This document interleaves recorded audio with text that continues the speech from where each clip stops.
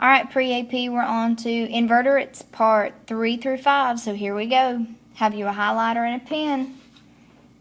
So the first group we're going to talk about is annelids. This is in phylum Annelida.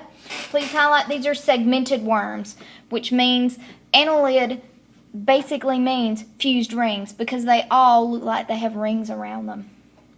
So highlight that they have a separated or segmentum column. So remember they're a columate. And each segment, that means that each of those segments are specialized. They're each a muscle. So here's our body plan. We'll talk about the digestive tract in this picture as well. So here is our colon, this whole thing, our body cavity. They have an epidermis. They have circular muscles that they make the rings. And then they have longitudinal muscles. That allows that push and pull motion. And I'll show you a short little video how the earthworm literally pushes its muscles and pulls it so that it can be able to move around. So they have a complete digestive tract, a true digestive tract, and we're going to start at the very beginning. They have a pharynx. What that pharynx does, it helps suck food from the mouth. And out beside there, if you want to put earthworms, they eat dirt. That's what earthworms eat. So in this picture. Then after it takes that food, it's going to send it down the esophagus. Their digestive tract is pretty much just one gigantic long tube, the length of the body. After it goes from the esophagus, it's going to go for the gizzard. It's going to go to the crop first, then the gizzard. Highlight that the crop is for food storage, and then it'll go to the gizzard, and highlight that it's for food breakdown. So that gizzard actually has sand inside of it, and whenever the food gets there, it's going to grind it up like teeth. Later on, in other fancier animals, that crop and gizzard would be fused together, and it would create a true stomach, like in us. After it goes from the gizzard where the food is ground up, mechanical digestion, then it's going to head to the intestine. And the intestine is the rest of the length of the body till it hits the end of the road for food in anus. So highlight for intestines, this is where your food is absorbed and it's passed to the circulatory system, because remember your blood is what takes all your nutrients and oxygen to your organs. Speaking of their circulatory system, they have a closed circulatory system. Highlight they have arteries and veins. They have one of each, and it runs dorsally, remember that means back, and ventrally, that means belly, the whole length of their body. Also highlight that they have these 4 or 5, depending, muscular tube hearts, and their blood is red. They actually look like little commas or little arches inside the earthworm's body. And they have red blood, which means they have this lovely chemical called hemoglobin. Highlight that it means you have iron-rich blood, because hemoglobin carries oxygen on your red blood cells. So before we get to our types of earthworms, their nervous system, they do have a brain. Even though it's teeny tiny, highlight they have an interior ganglion brain, and they have a ventral nerve cord that goes to the belly. And then their excretory system, how do they get rid of waste? Highlight that it's composed of these segmented metamariphyta. So they're 2 per segment. They're going to kind of like their kidney-like apparatus. Reproduction. We talked about a little bit how this thing kind of looks like a band-aid. It's called a clitellum. It is very visible on this earthworm. This is where fertilization is going to take place. So please highlight to perform cross-fertilization. Even though these are hermaphroditic, meaning that they have both female and male reproductive organs. How they do this is... Actually, you know what? I'm not going to ask you that on your test. Just know that they can cross-fertilize. They can take that egg and sperm, meet them together to make a zygote. But highlight, please do. They're hermaphroditic. Why? Because they live in dirt. And then clitellum, highlight, that's the large segment, and that's the protective case that you keep the baby eggs in that will later become baby worms.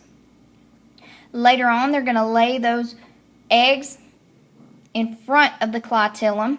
They're going to collect in a slime ring. They're going to be in here. And then they're going to slide off the body into the dirt. And that's where the baby worms are going to hatch in the dirt. So let's talk about some specific annelids. So here is Oleacata, which are the earthworms. We're going to dissect this. We have Polycata, which are marine worms, but they're still segmented, so they're an annelid. Hierodonea, these are the leeches. Remember, leeches are going to be used in medical facilities now to be able to prevent blood clotting for patients who have had something amputated. And please highlight that these are fresh water worms, and they're also parasites, as you know. There's its mouth. It has teeth that'll pierce, or teeth-like protrusions that'll pierce the skin. Spit an anticoagulant, an anti-clotting agent in your bloodstream, and it'll make your blood thin, and it can, have a nice meal. So please highlight, they have that blade-like jaw with anesthetic saliva. So pretty much if they're going to bite on you and drink your blood, you're not going to feel them at all. You're not going to know that they're there. And they have hyaluron, which is a protein. That's that anticoagulant in their saliva. So your blood won't clot while they're feeding. It's a blood thinner. Alright, moving on to Nematoda. Highlight that these are round, unsegmented worms. They do not have rings around them. They are free living decomposers, so they break down dead decaying matter, or they're just a parasite, which is not good. And what they have on the outside, they have this thick chitinous skin, and it's called a cuticle. They have really thick skin, literally. And they undergo ecdysis, which means they're going to shed or get rid of that skin as they grow larger. And what that really thick skin is for is it protects the skin from desiccation, which is losing water. Because if that worm dries out, it's dead. And they have separate sexes. So put out beside there, they have male or female worms. And one of the most famous parasitic nematoda is called Trichinella spiralis, or some people just call it trichinosis. It is a worm that you ingest from eating raw or not fully cooked pork. That's why they tell you, okay, if pork is pink, don't eat it. Could have trichinella in it. So we are moving on to arthropods in just a second, but real quick. Any type of annelid, they are a pseudocoelomate. So remember, pseudo means false, coelomate means body cavity, so please highlight that. They only have an ectoderm and a mesoderm. They do not have an endoderm. So, here we go. On to arthropods now. We're going to dissect an arthropod. It is this lovely, cute little crayfish. Arthropod, mainly the big thing with them is they are the first invertebrate that has jointed appendages. It can move a lot more freely than any of the other animals that we've seen. So let's highlight they're the most abundant group on all the earth as far as animals go. Why? Insects. They are segmented animals. Ooh, they're so cool. So they have segments. They have an abdomen. And in this animal, its head and its thorax region, its chest region, it's called a cephalothorax. So it has body segments. Unlike that worm, it's just one big... They had segmented rings. Yeah, they had a little bit of segmentation. But this guy, man, he's got a really good body plan. He has these jointed appendages, which means he can move a little bit freely. He can cut a rug if he wants to. Also, arthropods, these are like these millipedes, so insects. And they also have cephalization. Again, highlight that they have a high degree of cephalization. Why? They have sensory organs in their brain. They have a really great brain. They also have antennae. These nice little, they have two sets here and here, antennae.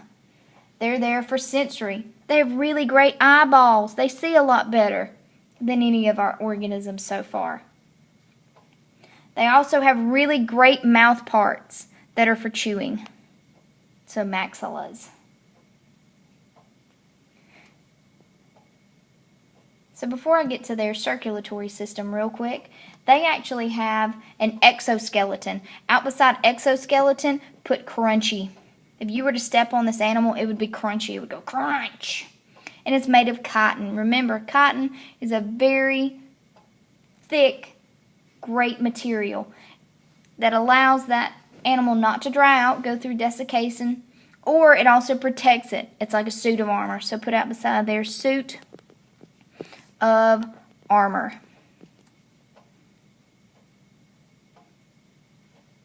Also that nice exoskeleton, I can't even talk, guys, sorry.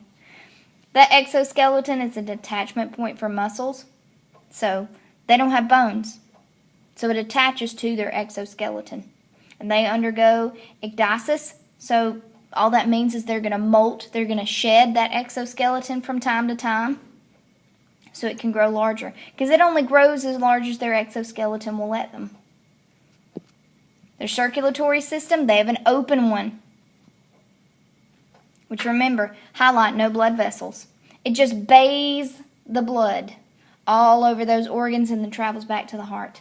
They have this stuff called hemolymph that travels through their sinuses. Remember, sinuses are cavities or spaces. It's kind of similar to hemoglobin, but not quite. And highlight, they possess one chambered heart with direction tubules. That's what you're seeing right there in my picture. So if you're going to breathe, if you're going to obtain and go through gas exchange, if you are aquatic, like our sea star, our marine worm, that good old clammy clam, we talked about those with mollusks, and our crayfish, they have gills. So if you're aquatic, you're gills. If you're not, if you are an insect, you have something called a tracheal tube. Tracheal tubes are these teeny tiny tubes. They have something called a spherical. They're these little bitty openings on the underside, the ventral side, and it leads to these tracheal tubes. And it's going to go to an air sac up here, and gas exchange is going to take place. That air sac is a replacement for lungs. If you're super fancy, you're like this spider here, and you have actually something called a book lung, because it looks like a book that's open and you can see the pages fanning. So remember, it all depends on if you live on water or land. If you're in the water, gills. If you're not, you either have a spherical and tracheal tube or a book lung. So there are 4 types of arthropods we're going to look at. So these guys are so funny.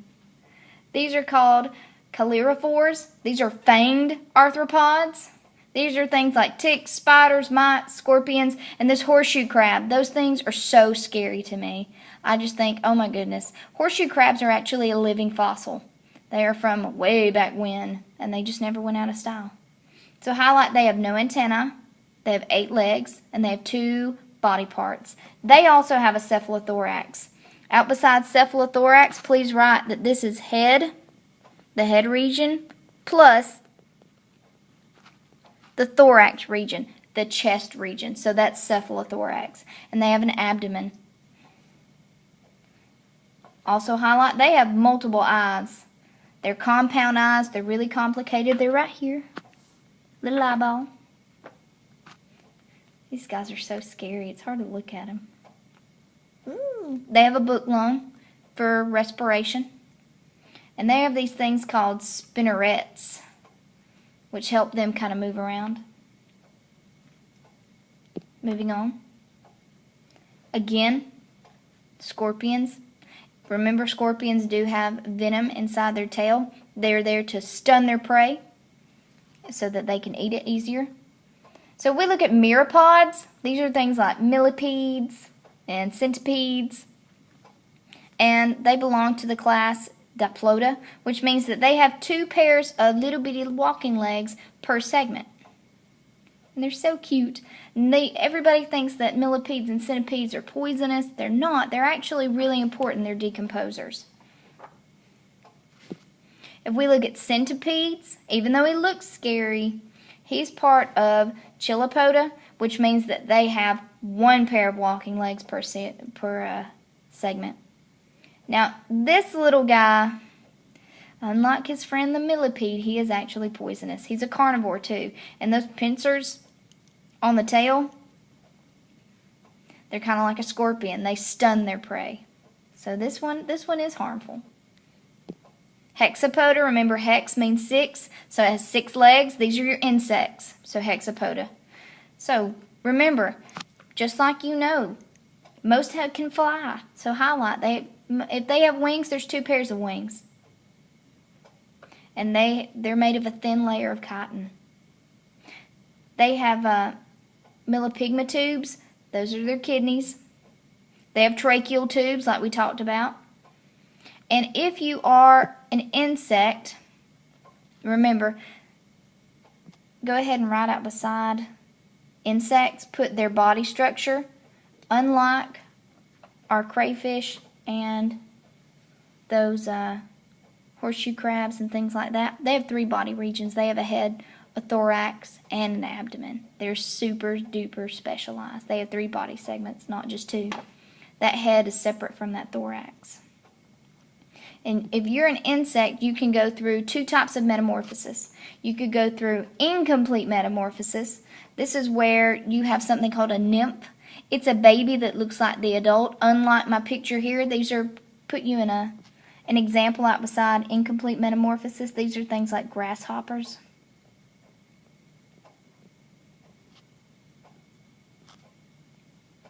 And you go from a nymph, all you do is you look like the adult, but it's like a shrunken down version. You're going to grow, molt until you reach an adult, where you get structures like wings. But if we're thinking about complete metamorphosis, you completely change. You have a larva stage, which is this cute little caterpillar. Then you go to a pupa stage, which is you're in that cocoon. You're going to stay there for a while until you reach the adult stage. You completely change. This is where the baby does not look like the adult. Please write that down. So if you're an insect, you actually mate 1 time in your lifetime, and then you die. And then usually, unfortunately, fellas, the males are killed after mating. And, remember, females lay the eggs. And a lot of these are important pollinators for us. Like that cute little bee, he's covered in pollen. So remember, they have a relationship with angiosperm plants. And of course, like we know with a lot of insects, they can carry disease. Alright, so on to the crustaceans. So crustaceans, these are like our crayfish. These are crabs, lobsters, if you want to put some of those out there. So please highlight these are aquatic arthropods. They possess 2 pairs of antennae. So there we go, 2 pairs. Very important. They have a cephalothorax and an abdomen. Remember, that's head and thorax fused together. They have walking legs.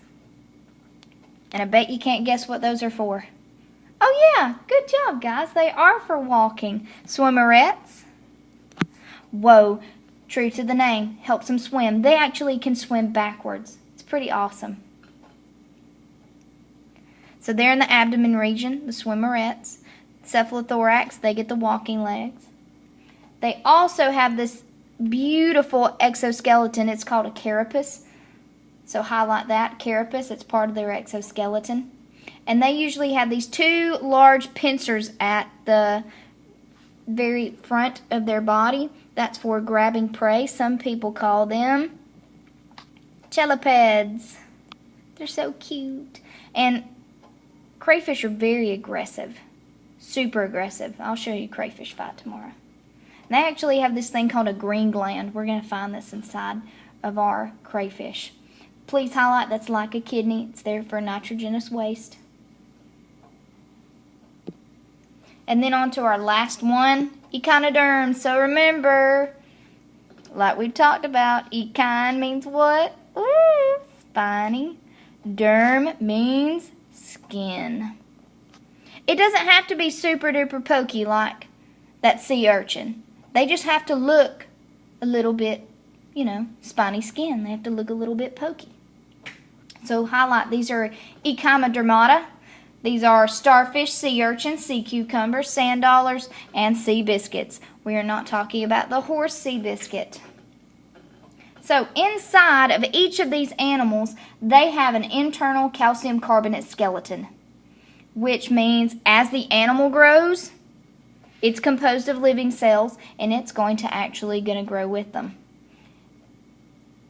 Also, they have a water vascular system to help them to move, because remember we saw that starfish go and pounce on that scallop, and it had an ability to pry it open. Look at that cute little baby echinoderm. Isn't it cute?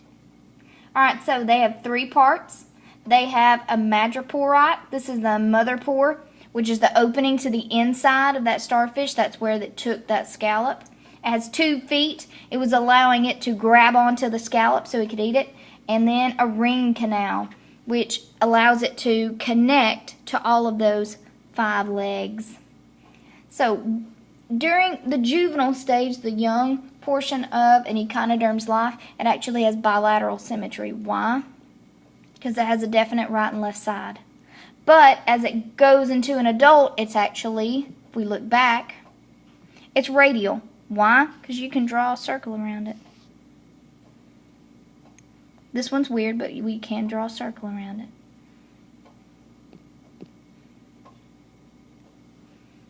Alright, so please highlight, they are carnivores. Why? They eat bivalves, that scallop. And they can regenerate their lost limbs if one of them is cut off. And they're a deuterostome.